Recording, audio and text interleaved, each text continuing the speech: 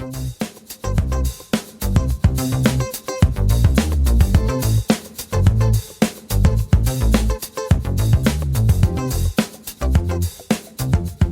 is up, everyone? Welcome to the #1 podcast in human interest, economics, guru-ness, beauty products, you name it, the Vido show's got it.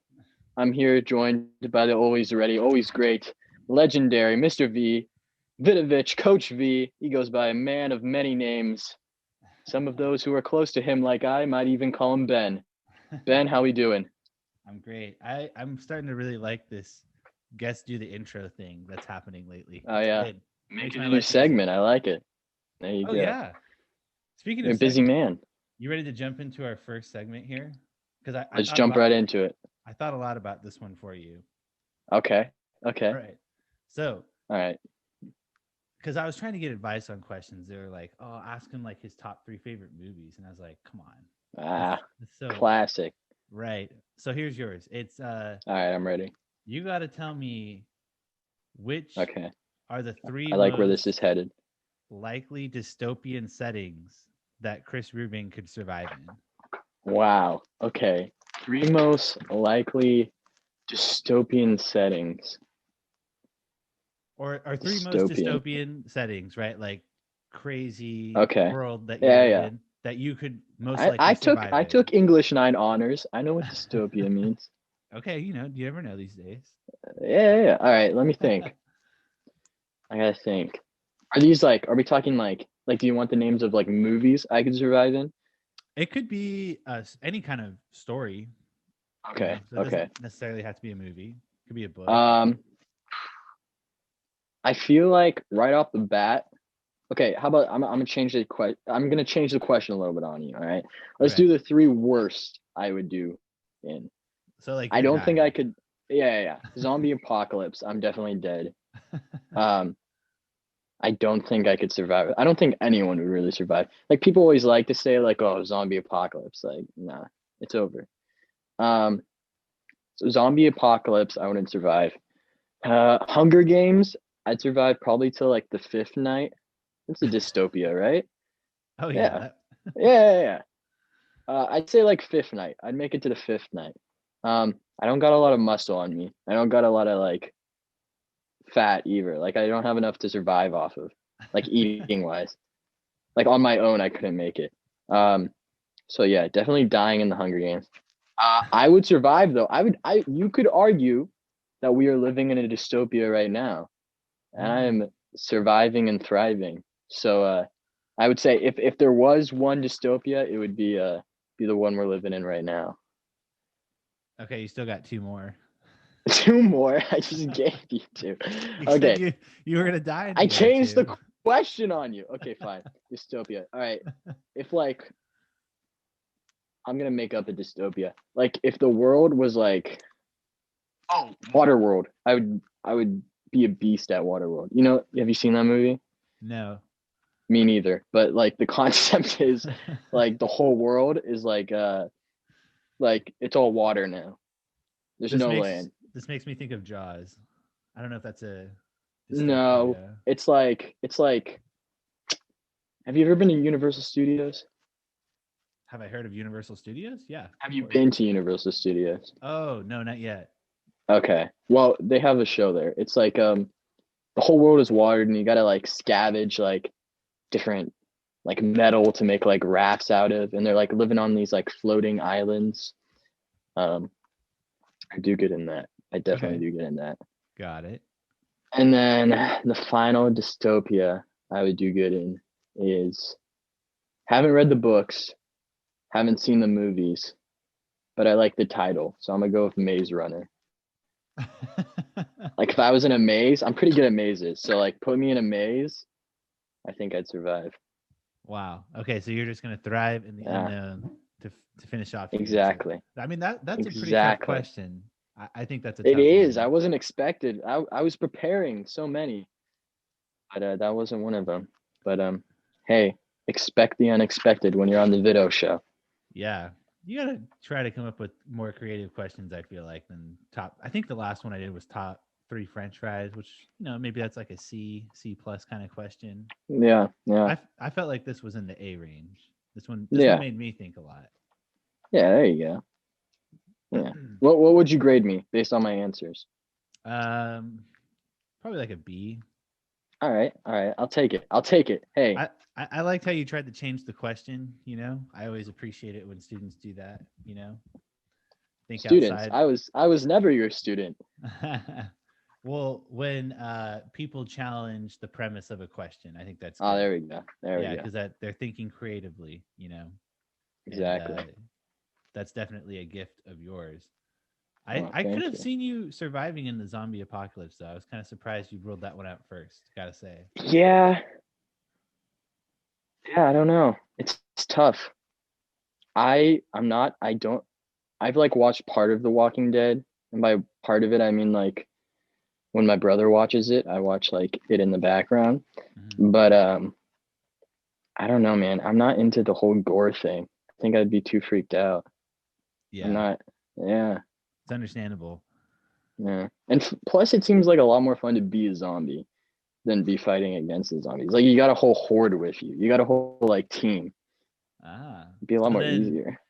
What if you are a zombie within the dystopia and now your goal is not die? Oh. So all right, then I would thrive. In the dystopia where the zombies are the main characters. That's what we need. That would be genius. Yeah. Someone in the Vido show. Give us credit for that. Yeah. A zombie movie that follows the zombies opposed to the survivors. Oh, that'd be pretty good. Yeah. I'd watch Somebody make it happen. All one of you 50,000 viewers. If I had 50,000 viewers, you would not be interviewing me. Yeah. Well, Chris, tell people what it's like over at Muhlenberg. What are you guys doing over there? I think it's cool that you're in a dorm and you're doing the college thing these days. Yeah, the college thing it is. It's pretty nice. It's kind of weird, obviously. Nothing's ever the same right now, but I'm very grateful that they could make it happen and that it's happening. Mm-hmm. Of course, there's all these weird precautions, well, necessary, but like you go to the dining hall, each seat is blocked off by plastic sheets. Wow. You go into the dining hall, there's literally from the top to the bottom of the hall, there's a maze of plastic sheets. So I was talking Maze Runner. This is where I got it from. It's literally, it's from the top to the bottom. It's a huge plastic sheet, and you have to navigate your way through to get your pizza or whatever. It's only freshmen on campus. Oh, really? Right now. Yeah. Couple more questions. So where is Muhlenberg? And then how big of a school is it? And like what kind of people go to Muhlenberg? Yeah. So it's in Pennsylvania, Allentown, Pennsylvania. Have you ever heard of Allentown? Billy Joel song? I don't think so. I really only know of Scranton. Okay. Yeah, it's pretty close to Scranton, of course. Everyone knows Scranton. But yeah, our one claim to fame. We have about 2 claim to fame. One is the Billy Joel song, which technically, here's a tidbit for you, for all you Vido. What do you call your fans?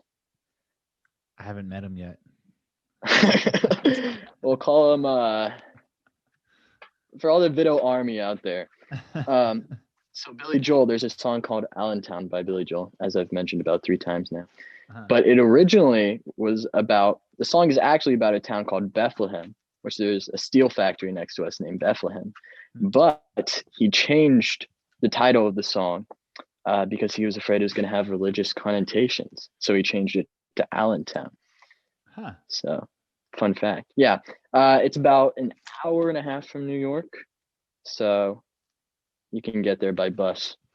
It's a pretty small liberal arts college. So I have no idea how to give you any statistics. I really don't know what small would be for a college, but it's small. How did you end up there? Or like what drew you to it? Yeah. So like I knew I wanted to study musical theater. So that's what I was going for. As I'm sure many of you Vidomaniacs are going for too. Um, and so, but the problem is a lot of musical theater programs are they're very strict in the path you take. They call it's a BFA versus a BA. So there's not a lot of room for like exploring other subjects and stuff. So I knew I also wanted to like I wanted to study musical theater, but I also maybe I want to take a directing class, or maybe I want to get more dance training than a BFA would offer. So that's why I chose Muhlenberg, just because it had more options for that. And it also, campus was really important to me.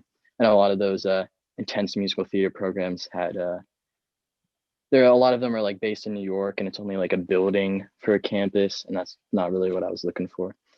But yeah, so here I am now. And are you able to do much theater at all at the moment over there?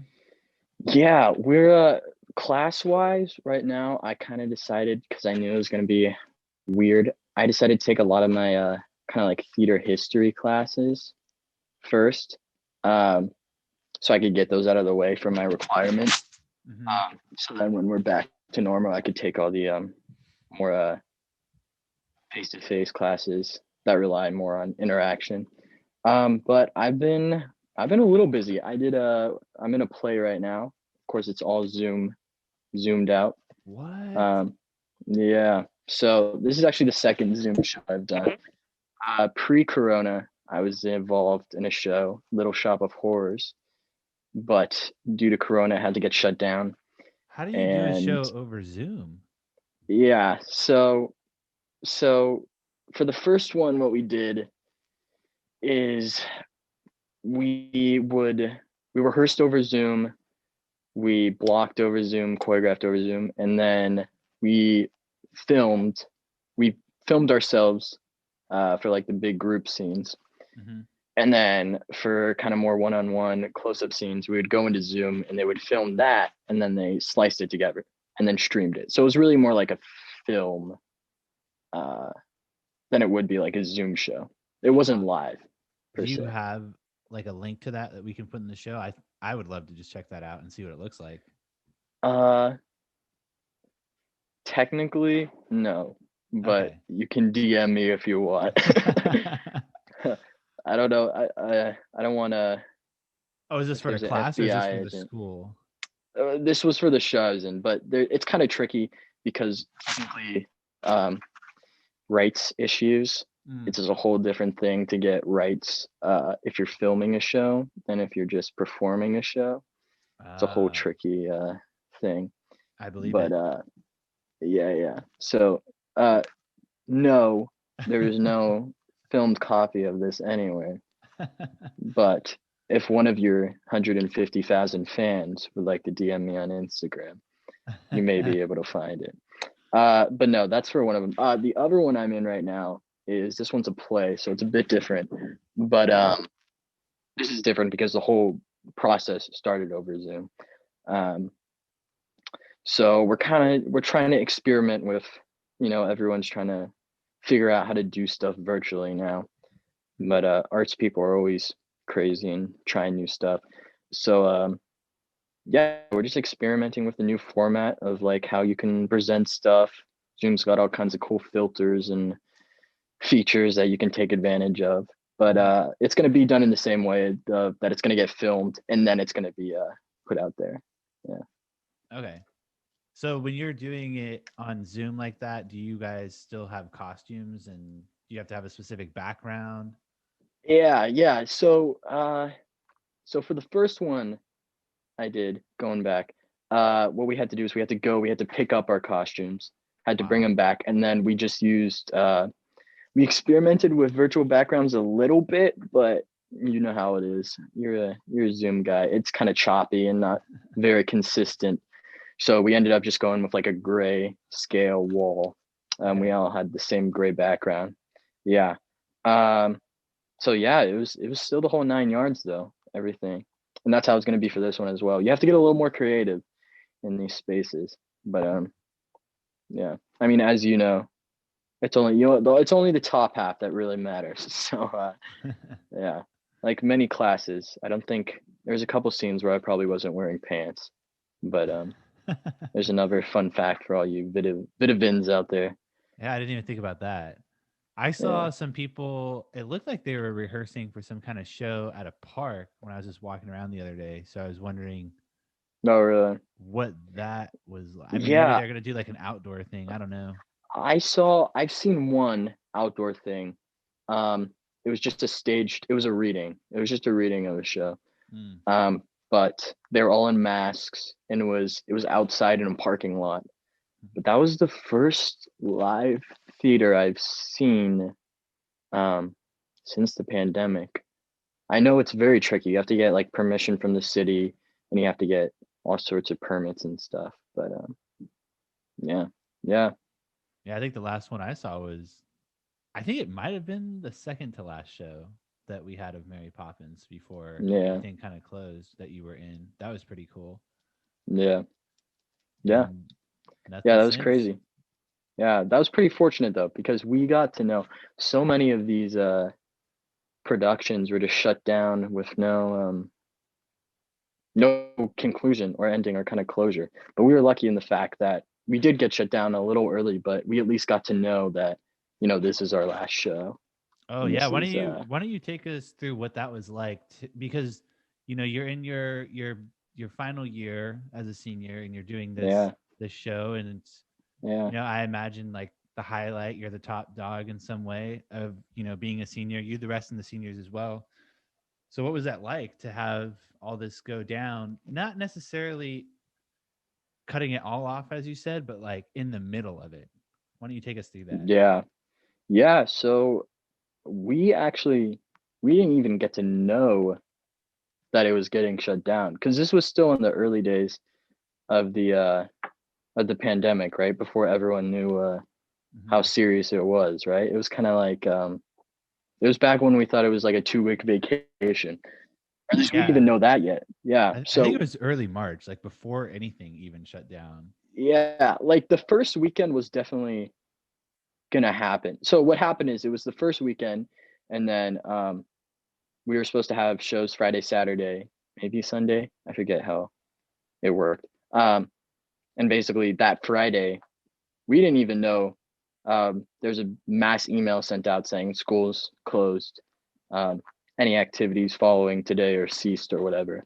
Mm. So that was the Friday. It was about maybe an hour before we were about to perform. So that's how we found out. So yeah, I mean, Wow. yeah. So I kind of saw it coming. Um, I didn't necessarily think. Kind of throughout the week, it was kind of a vibe of will it, won't it? But to be told like an hour before and not a lot of heads up or any just to find out by like a mass email, yeah, it was pretty crazy. And you Yeah. found out that the show you were about to do in an hour, you're saying is like that's it, even though you had more scheduled. Yeah. Okay. Yeah, that was it. Yeah. And there's So always some fun traditions I can't disclose here to all 200,000 of the Vidovins that go on. But yeah, but it was good to know it was the last show because there was able to be some closure there and able to fulfill those said traditions and whatever. So that was that's good. that is good. Yeah. I'm glad to hear that you at least knew Yeah. that going in. Did that change your approach towards the performance at all in any way? Uh, I looking back, there's some stuff I wish I would have done because Mary Poppins, there's a whole shake hands with you scene where they talk about shaking hands. Hmm. I wish I would have said something or like change it to a fist bump or something funny like that. But nothing came to me in the heat of the moment. Once the idea is once you kind of feel a groove for a show, nothing's supposed to change too much just from a technical perspective. So there's no mishaps there, but there's definitely energy in the room. It was limited capacity. Actually, that's what we knew. We knew that it was going to be limited capacity. Um, so, but you always want to give your all for any performance. But it was definitely it was good to know, like as a senior, like oh, this is my last show. So there's definitely some retrospective there, if that makes Yeah. sense. No, it totally makes sense. I think a lot of times when you're a performer or an athlete or anything where you're doing a performance based thing, you never know when your last one is going to be, so to speak. Maybe not never, but Sure. like I could see it. You don't always know it's going to be your last performance. So I guess it is really nice in some ways Yeah. that you guys knew. Yeah. Definitely. Yeah. Yeah.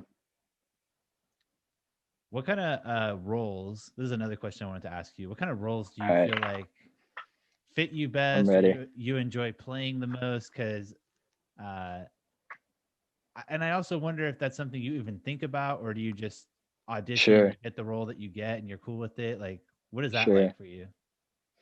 Yeah, I think it definitely depends. It depends on the situation, depends on the show, it depends on the company, um, or the length of time it's gonna run.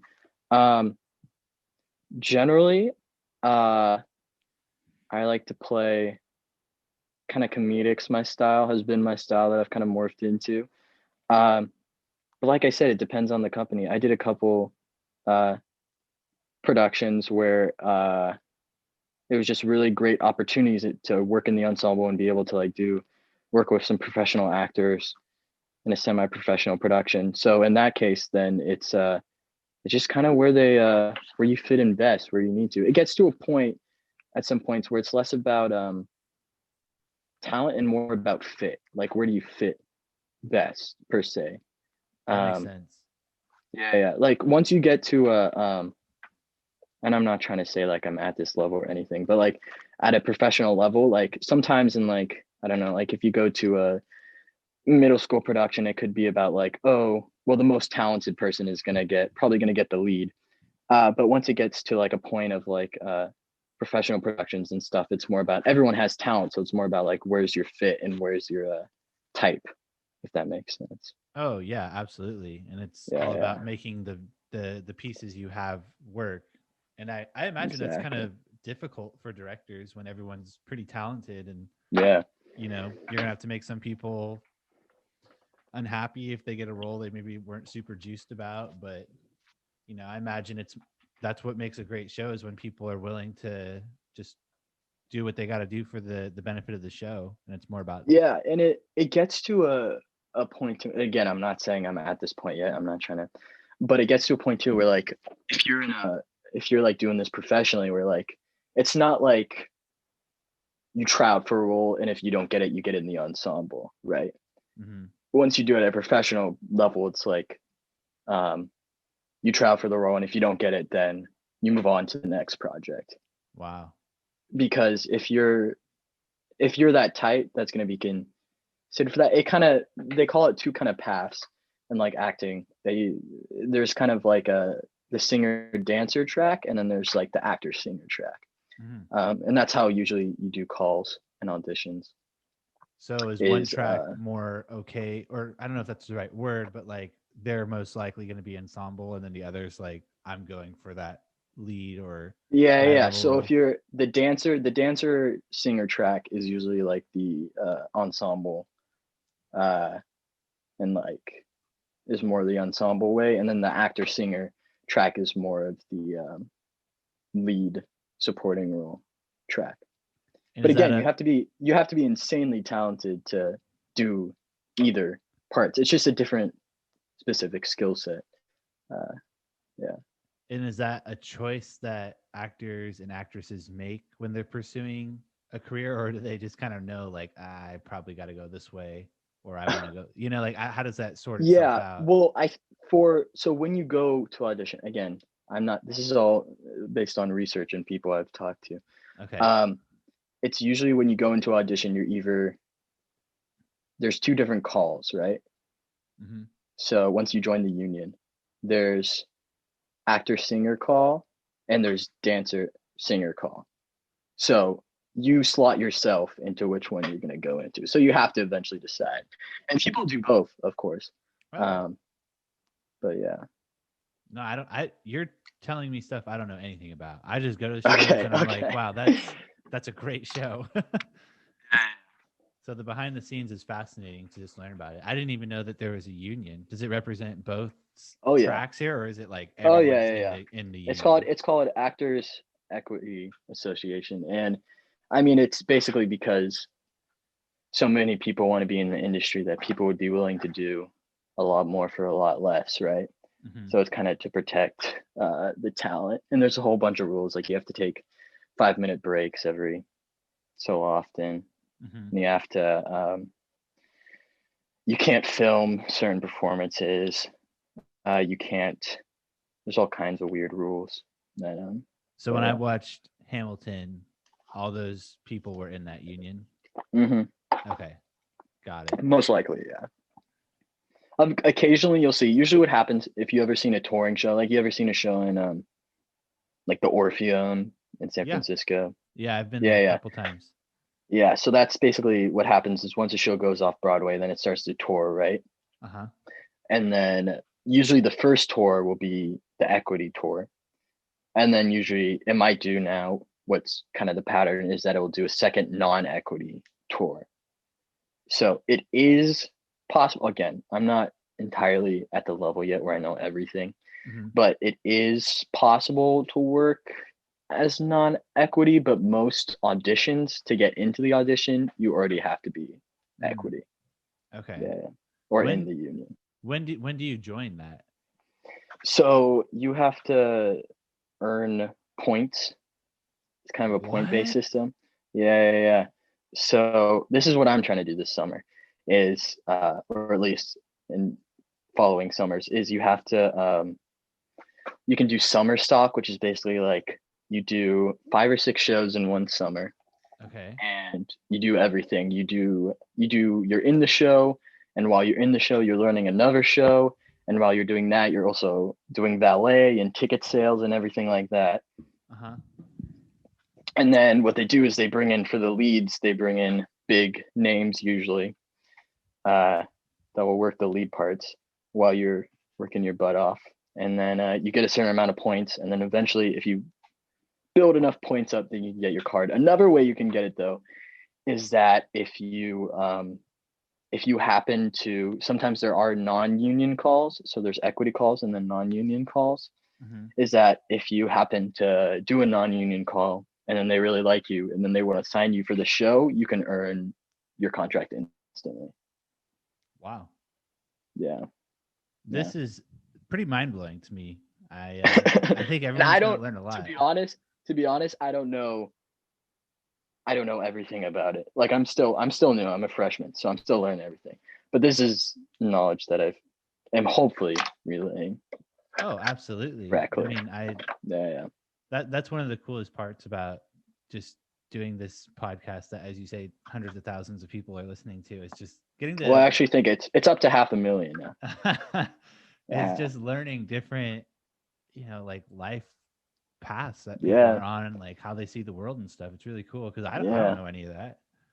Yeah. I always say there's always like a bunch of subcultures, I think, that there's always like a whole world of. Like yeah, I think like you can pick anything, and I think if you do enough research, you'll find like there's this whole structure. Like I don't know, like chess probably has a huge subculture, and I'm sure there's like big names in the chess world and like Oh yeah. all these different rules and different types of competitions, or like yeah, that's just something I've been discovering too. Yeah. Yeah, I think you nailed it there for sure. And this is what I'm saying is like the most fun part. Like this is how I do the research. Is just, talking to geniuses, and figuring out Oh yes, I what am a they're genius. how they see the world and what they're up to for sure. Absolutely. All right, Chris. Well, there any last words you want to share with our guests? For those who don't know, Any last words? well, okay, well, hold on here. Let me We're explain. wrapping up here. Well, I just got this notification on my recording saying that I have now 7 minutes left of Zoom, and it really threw me off. And I'm pretty upset because I'm paying Am I that them. boring? No, Mr. no. Vidovich? We got to wrap it up this early. I had so many Absolutely not. things I was excited to talk about. Okay, well, just to be clear, this is I'm actually very angry right now because I'm literally paying Zoom, so I don't have this problem. And for whatever reasons, it's telling me it's going to end in 7 minutes. So we could do a couple of things. We could just see if it is lying to us, and like if the show ends, it ends, which is cool, or we have like a professional ending, which at this point might be just scrapped. So You know what? I think Zoom is lying to you. all right, so this I'm is gonna going go to with that be theory. one of the best endings. So now, then, before you tell me whatever you want to talk about, since you have so much to talk about, one of the questions I'm also dying to. Should I make that song you were telling me the intro song for this episode, the one about the town you're in? Oh, go for it. Absolutely. And you don't think I'll get into any kind of I'll liability? grant you the rights. I'll grant you the rights. Okay, now There. I got my blessing, so I'm gonna do that for this show. So if it ends weirdly, then I'll just have that playing as the outro too. Yeah, for the millions watching to enjoy. Absolutely. Yeah. All right, now I gotta tell you what I wanted to talk about so desperately. I don't know. Okay? I want to know. From a student perspective. Okay. There's some things I want to learn from a teacher perspective here, or an educator. Now you work at an unidentified, nameless school. Is that Right. correct? Something like that. Now, yeah. Like we've never encountered outside of you DMing me on Instagram a couple times, but but I want to know. I want to know what your perspective of as like me as a student is. Maybe I'm just an egomaniac.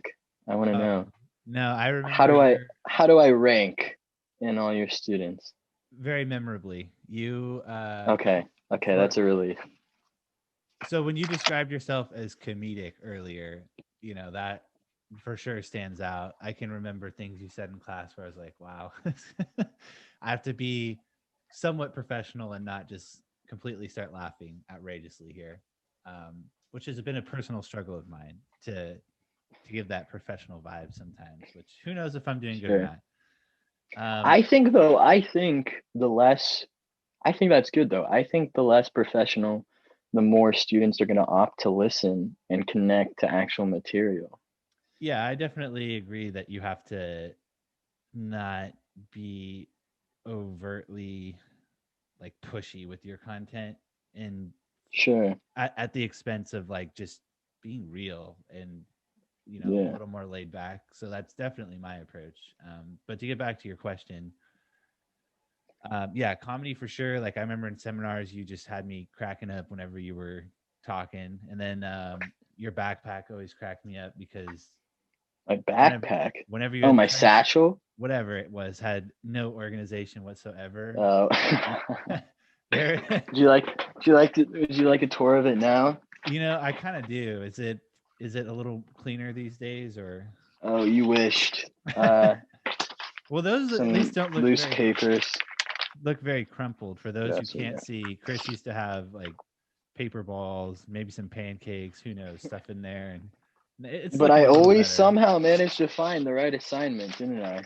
Not within like the 5 to 30 seconds I needed it. It was always like, this okay. This is my notebook. Oh my gosh, it looks marginally better.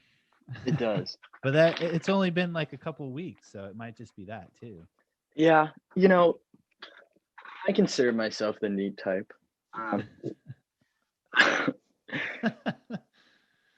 I don't know. Everything's digital nowadays anyways, isn't it? Anything important is digital.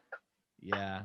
Well, I mean, they say there's kind of two kinds of people sometimes. Those that prefer like a ton of structure and like have to conform to the hierarchy, and then those who are like, why do we have hierarchies? And I don't need this structure. Oh, wow. We went deep there. Yeah. Hierarchies. I thought we were just going to talk about like organization. Well, that's a reflection or a microcosm of structure, right? Like microcosm. I should have paid a little more attention in economics. I don't think microcosm I've ever used that word in economics, but not that I would have known if you did or did not, because there's no relation there. Yeah, but I to not pump your ego too much, but to be honest, you were a great No, student. please do. It was a lot of fun, and I really enjoyed watching your performances in theater. I think that stands out to me more than anything else, and that's what I like about working with young people, particularly in their extracurricular places of choice, because that's where they want to be. That's where they're going to shine, and that's where they're going Sure. to be the most excited. Sure. All right. We've talked about theater. We've talked about dystopias. We've talked about classroom. But I think what the Vido show needs, what's going to get you views, get that clickbait title, is we need some controversy, Mr. Okay, Vidovich. well, you have less than a minute, so we'll find out. All right, so bring on. I want some controversial questions here. Bring on the controversy. I'm putting you on the spot here. Putting me on the spot. Okay, You can put it. Okay, I'm ready. Are you gonna vote, and who are you gonna vote for? All right. I believe. Okay, this is really bad. I am gonna vote. I'm registered. I have to figure out registration entirely, which is bad because there's a lot of people that here that are trying to help everyone with it. Because I know I'm registered in California, so I have to figure out if I'm registered here. Nope. Yeah, so that's definitely important. You know what's interesting to me? The whole concept of your vote mattering versus like, okay, that sounds really stupid, but like the whole concept of like one vote may not matter, but a group of people voting matters. You know what I mean? Yeah, I think okay, so. Let me explain. So like, let's say I say, oh, I'm not going to vote. It doesn't matter. And then you say like, whoa, suppose 20% of the population that said that voted, you know? Yeah, I'm still listening. I'm just trying to see if I can extend this time somehow. That was it. That was the whole thought. Which theoretically your vote still wouldn't matter in that 20%. Anyways, I'm going out of time. I'm pretty sure I am going Biden.